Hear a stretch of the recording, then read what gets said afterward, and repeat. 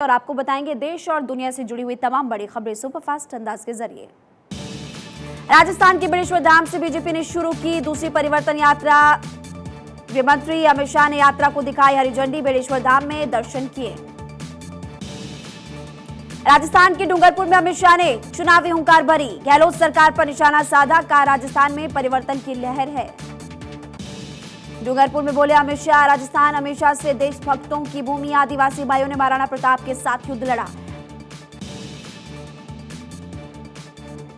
अमित शाह ने गहलोत सरकार को घेरा, कहा यूपीए ने 10 साल तक राजस्थान को लूटा, यूपीए ने 10 साल में 12 लाख करोड़ के घोटाले किए। अमित शाह का उदयनिधि पर हमला, का वोट बैंक के लिए सनातन धर्म को खत्म करने की बात कही है। INDI गठबंधन ने सनातन का किया अपमान, सनातन का राज लोगों के दिल में है। अमित शाह ने राहुल गांधी पर बोला हमला, का राहुल ने हिंदू संगठनों की लश्कर से तुलना कर दी।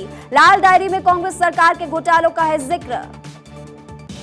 यूपी की चित्रकूट पहुंचे बीजेपी अध्यक्ष JP नड्डा, कामनाथ मंदिर में दर्शन पूजन किए। मध्य प्रदेश के मुख्यमंत्री शिवराज सिंह चौहान भी साथ में रहे मौजूद। मध्य प्रदेश की सत्ता में JP नड्डा की जनसभा, का 20 साल में मध्य प्रदेश में परिवर्तन हुआ, परिवर्तन के लिए CM शिवराज को बधाई। JP नड्डा ने राहुल गांधी पर साधा निशाना, का राहुल की लॉन्चिंग हर बार फेल हुई, राहुल की मोहब्बत की दुकान नफरत फैला रही। उदयनिधि के स्टेटमेंट पर भी नड्डा का पलटवार, का घमंडिया गठबंधन संस्कारों का आघात कर रहा, सनातन धर्म को खत्म करने की बात शर्मनाक, सनातन के खिलाफ जहर उगला जा रहा है। केंद्रीय मंत्री अनुराग ठाकुर ने बड़ा स्टेटमेंट दिया, कहा सरकार की आम चुनाव के पहले कराने की कोई भी योजना नहीं। दिल्ली में INDI गठबंधन के फ्लोर लीडर्स की मीटिंग, 5 सितंबर को INDI की बैठक, संसद के विशेष सत्र और बाकी मुद्दों पर को लेकर भी चर्चा। बैठक में वन नेशन वन इलेक्शन पर भी हो सकती है चर्चा, कांग्रेस अध्यक्ष मल्लिकार्जुन खड़गे के घर हो सकती है मीटिंग। INDI गठबंधन के फ्लोर नेता खड़गे से करेंगे मुलाकात, 5 सितंबर को दिल्ली में खड़गे के आवास पर मुलाकात करेंगे। एक देश एक चुनाव को लेकर केंद्र सरकार ने बनाई समिति, कमेटी में गृह मंत्री अमित शाह समेत कुल 8 नाम।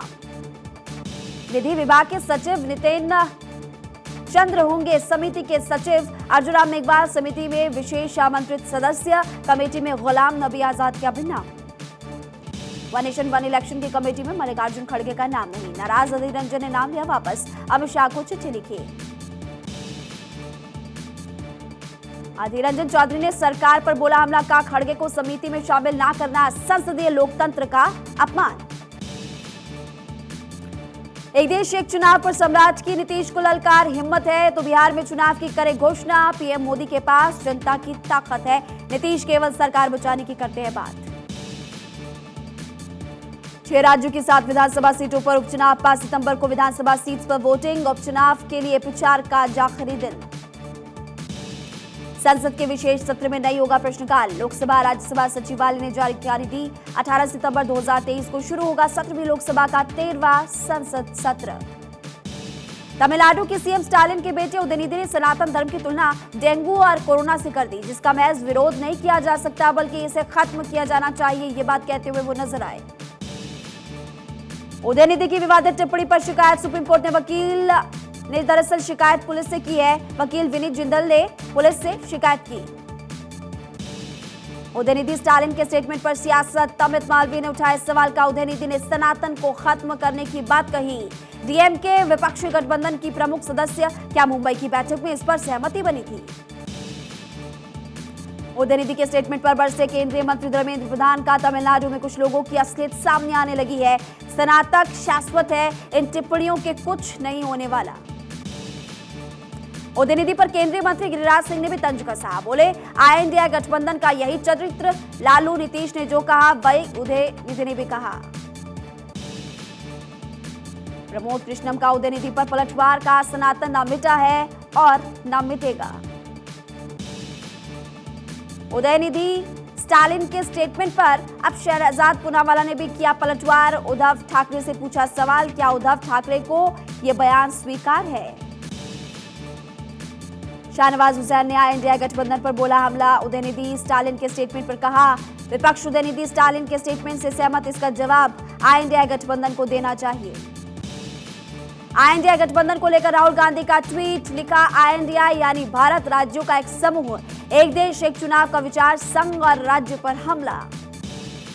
वन नेशन वन इलेक्शन पर बोले केजरीवाल, देश के लिए वन नेशन वन एजुकेशन की जरूरत, देश को वन नेशन वन इलाज की जरूरत, आम आदमी को वन नेशन वन इलेक्शन से क्या मिलेगा। कांग्रेस ने उदयनिधि स्टालिन के स्टेटमेंट से किया किनारा, नाना पटोले ने कहा हम सर्वधर्म समभाव की भूमिका साथ लेकर चलते हैं, किसी की भावनाओं को ठेस पहुंचाना नहीं चाहते। उदयनिधि के स्टेटमेंट से नाराज विश्व हिंदू परिषद, वीएचपी ने कहा कि लोगों को औपनिवेशिक सोच से बाहर आना चाहिए, सनातन का मतलब शाश्वत है। हिमाचल प्रदेश के पूर्व सीएम प्रेम कुमार धूमल ने भी विपक्ष पर हमला बोल दिया है, कहा 2024 के चुनाव से पहले टूटेगा एनडीए गठबंधन, लोकसभा चुनाव में हार भी मिलेगी। सीएम नीतीश पर गिरिराज सिंह ने हमला बोल दिया, कहा हिंदू बच्चों को संस्कृति से दूर रखने की साजिश, नीतीश बिहार में शरिया कानून लाना चाहते हैं।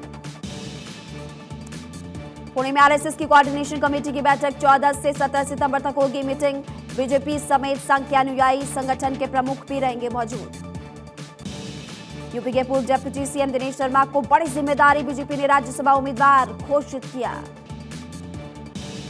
ओसी विधानसभा उपचुनाव का रण अंतिम दौर में, ओसी उपचुनाव में प्रचार का आज अंतिम दिन, आज शाम 5 बजे थम जाएगा चुनाव प्रचार का शोर। सपा और बीजेपी आज झोंकेगी अपनी पूरी ताकत, बीजेपी प्रत्याशी के समर्थन में आज होगा रोड शो, सपा भी अपने प्रत्याशी के प्रचार में झोंकेगी ताकत, 5 सितंबर को होगी voting. Deputy CM Brajesh Pathak का सपा पर आरोप, का सपा कार्यकर्ताओं ने चाकी चार्ज को धमकाया, बूथ लूटने की भी तैयारी कर रहे हैं।